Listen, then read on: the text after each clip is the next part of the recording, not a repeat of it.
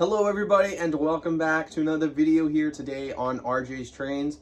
And today we're going across the pond because we are being invaded by the British.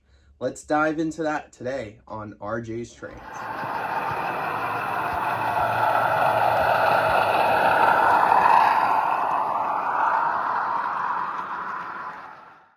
Make sure to use code RJTRAINS at trains.com for $10 off any order $50 or more. This is a very special video for me. It is one I've been waiting to make for quite some time. And well, the British are coming.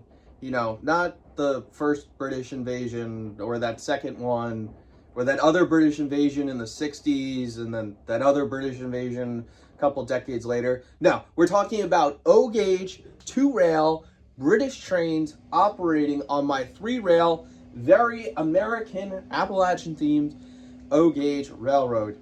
And yeah, man, some very exciting stuff. And we've got a special announcement in this video, so make sure you stay tuned for that. So, like most 20-something-year-olds who are interested in trains, my love of trains started, obviously, as a child, and that was from watching Thomas the Tank Engine, which obviously the majority of characters, especially in the older show, which is what I grew up watching, are based off of real-life British steam and diesel locomotives. Naturally, I've always wanted to have some of the real-life versions of those models in my collection. And well, for the longest time, that wasn't possible because in Britain, their O-gauge is all 2-rail, and obviously here in America, 3-rail is a standard. But thanks to Blue Nami and my good friend Sid, we live in an age where we're able to operate these 2-rail models on my 3-rail layout. So as of right now, I have 2 standard gauge British locomotives, a small assortment of rolling stock, as well as a narrow gauge British locomotive. And in today's video, we're going to take a look at them, explain a little bit about each of them, and run them around the layout. But first, my special announcement. I'm sure at this point you guys are tired of hearing about this special announcement I'm making. But I needed to wait until I had that back from Sid in order to make that announcement. And that is, at the time you're watching this, well, if you're watching this within the first 2 weeks of this being uploaded, I am in England currently, and I am spending 15 days of what I'm calling a foamer abroad. Almost every day at a different railroad, doing some sort of different railroading activity, whether it's riding a train or being at a museum, and I am recording all of it for you guys to post on YouTube to, you know, just see how much of a loser I am, as well as just so you can experience all of the awesome train adventures. And believe me, I'm going all out. I even bought this silly little microphone so I could do further away shots and, you know, try to up my production level and do some really awesome things with this video. So I'm really looking forward to putting this together. I don't know if it'll be the next video on my channel because I really want to take my time and I want to make this an awesome video, not only for myself, but for you guys. Believe me, this is going to be the greatest video that I will ever put out, present, past, and future.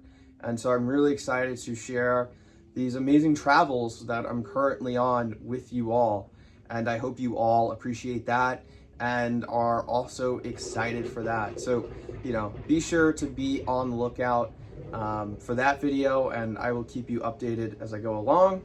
Also, if you follow me on Instagram, I'm sure I'll be posting daily pictures of where I am and what I'm doing on there.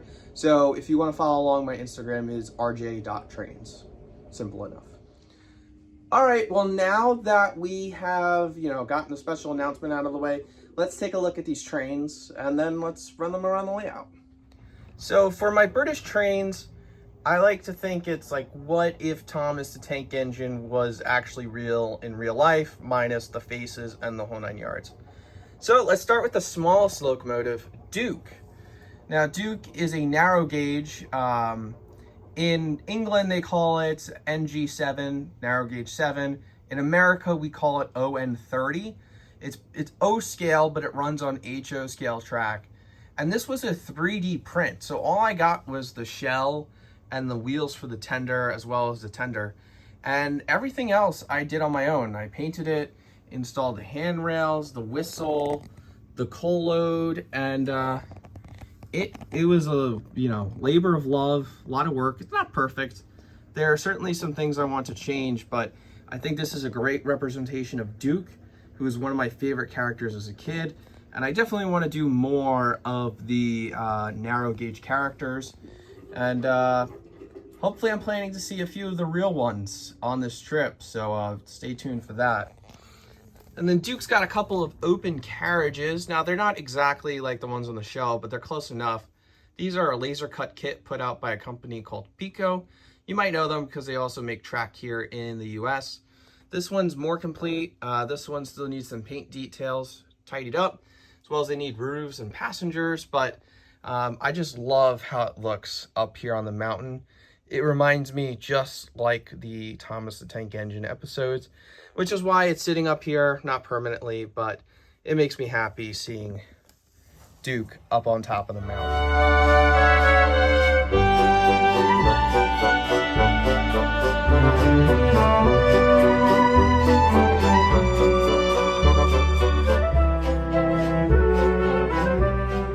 So next up is one that you've definitely seen before on the channel. And I actually have a video of Stepney up on my channel, but nobody watched it because I don't think you guys actually really like the British stuff as much as I imagine. But Stepney is a Terrier A1X class that was built by the London Brighton South Coast Railroad in the 1870s, 1880s, I believe, and is preserved at the Bluebell Railway. Now, I actually bought this model at the Bluebell Railway and was able to take a picture of this model on top of the real Stepney. Stepney was a character in the TV show and appeared in quite a few episodes, some of my favorite episodes as a child, so I'm very excited to have a model of this. This was converted by Sid to Bluenami and DCC, so I control this with my phone. Stepney's pulling a couple of LBSCR four-wheel coaches, which closely resemble the ones in the TV show.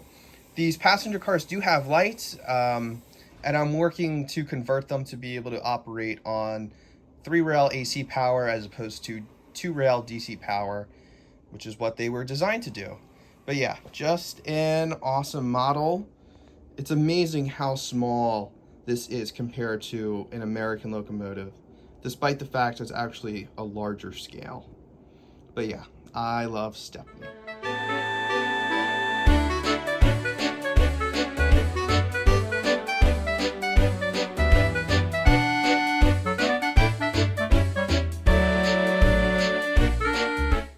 And the last locomotive that I currently have here at the layout, this is made by Dapol. All of my O-gauge stuff is made by Dapol. This is a Class 08, which resembles the character of Diesel in the Thomas and Friends series. This was just done. I got this a few days ago from Sid. So thank you very much, Sid, for getting it done before I left. This is painted all black in the British Rail livery. I haven't decided yet if I'm going to keep the British Rail logo as well as the road number or remove them to better represent the character. But as of right now, I'm leaving it on. This is an amazing runner, especially at slow speeds. So I hope you enjoy watching it around the layout.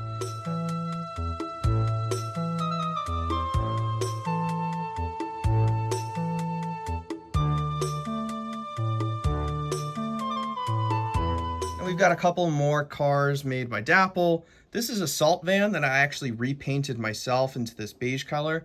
It actually had this really cool Saxa salt livery, but I repainted it in this cream color to represent how some of them looked in the show. This is a 12-ton boxcar, basically. I'm sure the British people will tell me it's a van, covered van or something like that. We've got a 7-plank wagon, which is used for coal, rock, and a bunch of other things. I plan to repaint this as well, but just one of those projects I haven't gotten around to yet. as well as a pillbox brake van. And one cool thing about these British cars, which you can clearly see here, they use chain link couplings just like the real things, which is a giant pain in the neck when it comes to actually trying to couple these. But it looks so cool and adds so much realism. And just a couple of other, items. I have one other coach car, so I can make a 3-car set if I wanted to, as well as this towed brake van. So you guys can take a guess as to what the next locomotive in the works is. Those of you who know Thomas the Tank Engine will probably be able to guess why I have a towed brake van. Well, and there is my British O-gauge collection.